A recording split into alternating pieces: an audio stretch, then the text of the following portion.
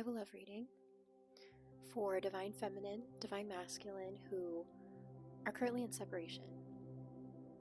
Spirit first showed me Divine Feminine who's currently needing to adjust their crown and just be reminded of the bad ass business that you is.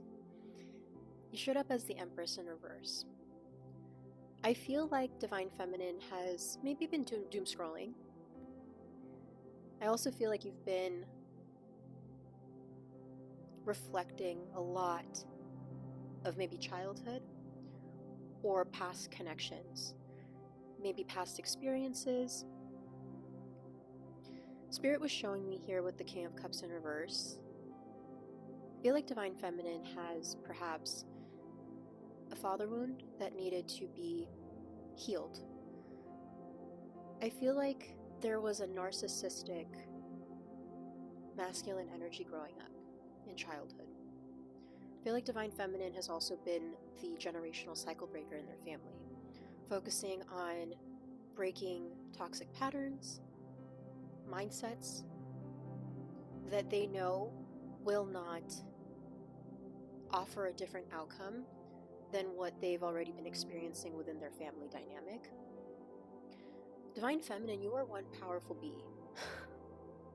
You could also be a Taurus, Libra, or water sign, Pisces, Cancer, Scorpio. I feel like you're incredibly intuitive. I feel like you could also be a healer. You have been doing so much shadow work, facing darknesses, unraveling who you are, your identity, the identity you want to step into. I feel like you've been really sensing your Divine Masculine at this time during your separation. I feel like you've been sensing this offer, whether it be to go on a date, whether it be to go on like a coffee, something of that nature where it's like, you guys are coming into union. Now, Divine Feminine, I'm seeing here that you struggle with this fear of loss. Something that you've had to work through is loosening the grip, is what I'm hearing. Letting go of what you can't control, surrendering to Spirit, to God, whatever you identify or what's comfortable to you. I feel like you've been really tuned in with your Divine Masculine. There's this feeling of same but different. And I say this because Divine Feminine, I feel like your block is fear of loss, abandonment wounds, being left behind, or possibly not being given a chance to experience this love with your Divine Masculine. Now, Divine Masculine, I feel like and we're going to go and talk more about Divine Masculine, but I feel like your block was possibly fear of being touched. That's what the card said. But the reason why I thought that was so interesting is because I first heard two songs, one for the Divine Feminine, one for Divine Masculine. I heard Morning Time by Fia, and I was listening to the song, really paying attention to the lyrics, and this one phrase just really caught my attention. And it goes, touch of the future. Listen to it, that doesn't make as much sense, but he just kept saying like touch of the future, as if Divine Masculine, there's this fear of Divine Feminine maybe touching you. It's giving like 50 Shades of Grey, to be honest. And I wouldn't be surprised if Divine Masculine had, unfortunately, trigger warning, had some form of physical abuse in childhood. But the reason I say same but different is Divine Feminine, yours is like fear of loss. Divine Masculine, yours is fear of being touched, fear of allowing a Divine Feminine to be intimately, emotionally close, like spiritually intimate with you.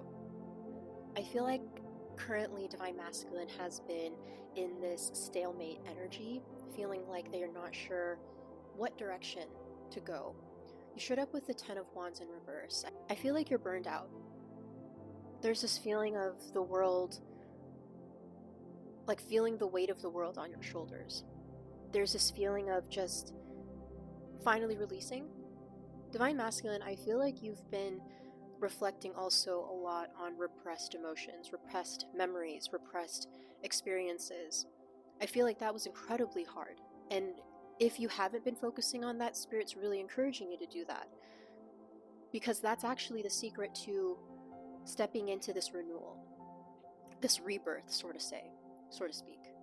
I feel like Divine Masculine, you have a lot of repressed emotions and experiences that happened in your childhood that you've been avoiding, which has led to the burnout.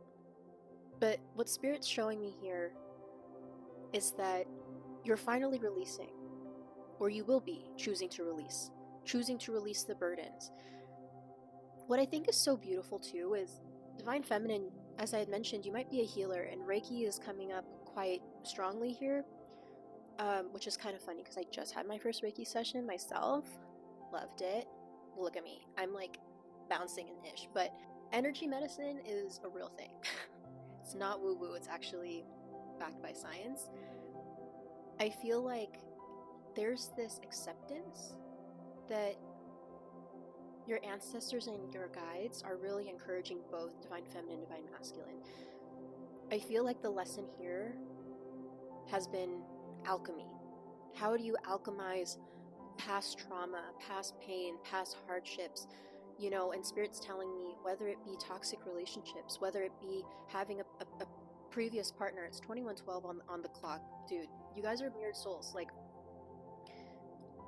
Divine Feminine, I know you're feeling and you're tapping into Divine Masculine's energy. But your ancestors and guides are heavily involved. Heavily involved. There's this feeling of encouraging to meditate more, to become more centered with yourself, allowing and calling upon your ancestors to guide you, to lead you. There's this feeling of I feel like they're encouraging stillness because that's where all the answers lie.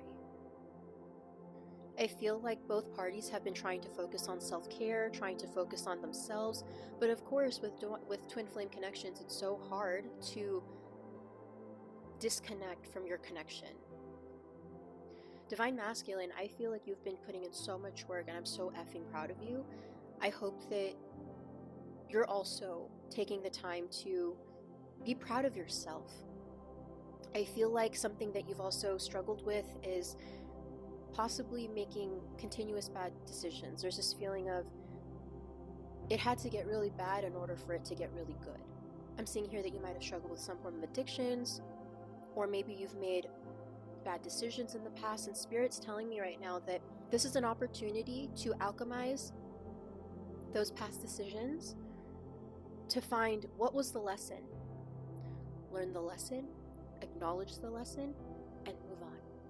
Don't let it keep repeating in your head. Find ways to find joy again. Let's go to part 2.